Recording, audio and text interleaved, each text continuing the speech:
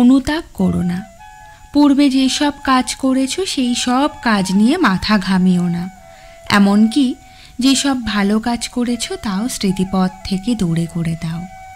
দৃঢ় প্রতিজ্ঞ হও যে বাইরের কোনো কিছুকে অভিশাপ দেবে না, বাইরের কাউকে দোষ দেবে না। নিজেকে দোষ দাও নিজেকে ধরে রাখার জন্য।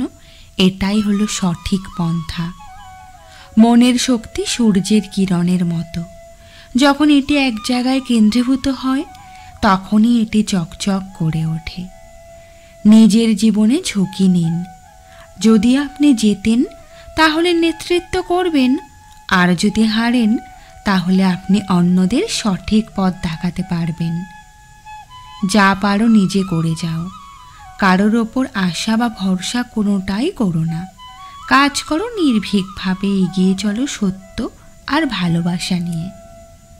সবচেয়ে বড় ধর্ম হলো নিজের স্বভাবের প্রতি সত্য থাকা, নিজের প্রতি বিশ্বাস রাখা।